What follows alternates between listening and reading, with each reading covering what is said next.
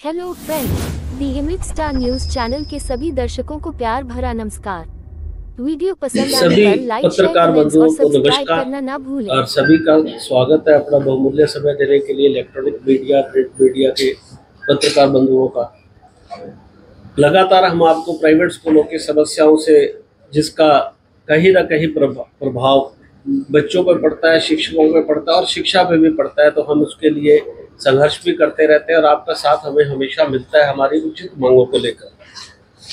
तो आज जो हमारा प्रमुख मुद्दा है भारतीय जनता पार्टी से अपनी मांगों को लेकर, क्योंकि 10 वर्ष के करीब होने को आ रहे हैं।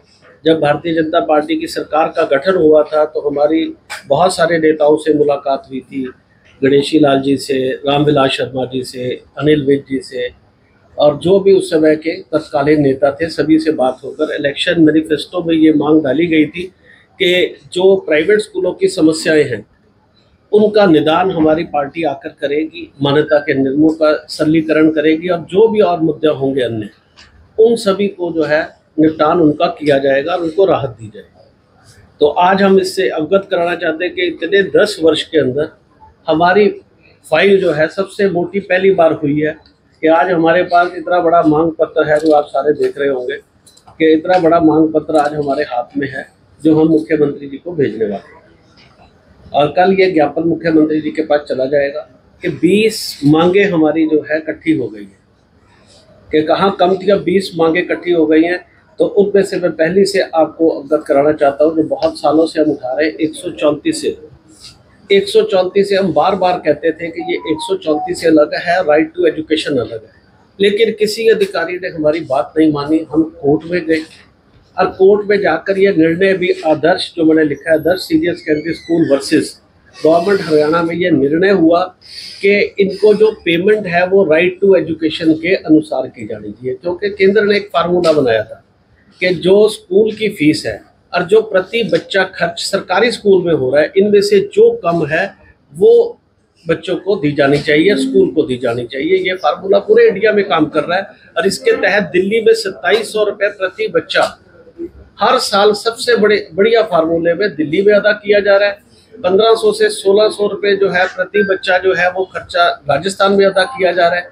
तो हमारे साथ जो तय हुआ, तो पंडित रामविलास जी जब शिक्षा मंत्री हुआ करते थे तो 1 दिसंबर जनवरी में हमारी जब मीटिंग हुई इस मामले को लेकर, हमने 3 दिन की स्ट्राइक की, तो उन्होंने हरियाणा भवन में मीटिंग बुलाकर ये कहा कि इस समय जो है बजट में हम प्रावधान नहीं कर सकते क्योंकि हम वर्ष के अंतिम दौर में हैं। तो आपको हम इस समय ये 200, 400, 500 रुपए की राशि जो कह रहे हैं आप इसको ले लीजिए। आप शिक्षाविद हैं, आप सारी बातों को समझते हैं कि बजट जो है वो अप्रैल से पहले तैयार होता है, अप्रैल में अनाउंस होता है, तो इस पर कोई एलोकेशन नहीं की हुई है। तो ये अमाउंट आप लेकर संतुष्ट हो जाइए। अगले साल से आपका एज पर रूल जो है आपको बजट अलाउ कर दिया जाएगा। हमने एक शिक्षाविदों के नाते सबने इस बात पर सहमति दी कि हम इस बात से सहमत हैं, लेकिन बड़े खेद से ये कहना पड़ रहा है कि उसके बाद कभी उसको रिव्यू नहीं किया गया। देखो, सरकार दूसरे टर्म भी आ गई, पैसे वही खड़े हैं, ना उसको रिव्यू किया गया। जबकि आप स्कूल की फीस को भी कहें तो 5+ CPI के हिसाब से बढ़ती है फीस, उस पर कोई बढ़ोतरी नहीं और वो भी पैसा भुगतान नहीं किया गया 10 वर्षों से। जबकि जो कोर्ट में भी हमने केस को जीतकर कंटेंट में है, उसके हिसाब से अगर कैलकुलेशन की जाए, मैंने तो 1000 करोड़ कह रहा हूँ, शायद ये अमाउंट उससे भी बहुत ज़्यादा जाएगी। अगर 2700 से मल्टीप्लाई कर लिया जाए तो ये अमाउंट इतना बड़ा होगा कि जिसका जो ये कहेंगे हमारा तो बजट ही चला जाएगा। तब गलती किसकी है? हमारी गलती तो है नहीं। आपने ही कहा था ना कि आप बच्चों को पढ़ाओ, हम पैसा देंगे। जब माता पिता स्कूल में कहते हैं कि मेरे बच्चे को पढ़ाओ, फीस मैं दूंगा, यहाँ पर माता पिता कौन थे? सरकार थी। सरकार ने कहा पढ़ाओ और उसी ने फार्मूला बनाया। और जब वो संविधान नेता बनते हैं तो कसम खाते हैं कि मैं संविधान कानून की कसम खाता हूँ कि कानून के हिसाब से राज को चलाऊंगा। तो उन्होंने जो है इसकी कोई पालना की, जिससे हम आज तक ग्रस्त हैं। और 134 खत्म भी हो गया, लेकिन आज तक बच्चे पढ़ रहे हैं, आप बताइए। और पैसे 10 वर्षों से नहीं और आगे भी चलता जा रहा है, तो स्कूल इसको कैसे मैनेज करेगा? और 9वीं और 12वीं में एक भी पैसा तय नहीं किया गया। जबकि चिराग योजना आपने सबने सुनी होगी, उस पर 1100 रुपये का अमाउंट फिक्स हुआ।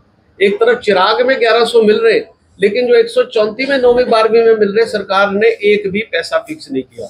हम कहते हैं चलो 8वीं तक RT के फार्मूले से गुप्ता जी दे दिया जाए और 9वीं 12वीं का चिराग के अनुसार 1100 रुपये। देखो, भुगतान देना तो बनता है कि अगर कोई कहे जी आप भुगतान भी ना मांगिए तो भाई चैरिटी कैसे कोई कर सकता है? ऐसा तो हो नहीं सकता ना कि ऐसा हम काम कर ले। तो हमारा ये है, ये हमने मांग पत्र में लिखा है कि 9वीं 12वीं का 1100 के हिसाब से और बाकी आरटी के कानून के हिसाब से, हर चीज कानून से चलती है, कानून के हिसाब से हमारा आप भुगतान कीजिए। कि ये बहुत तर्कसंगत हमारी बात है।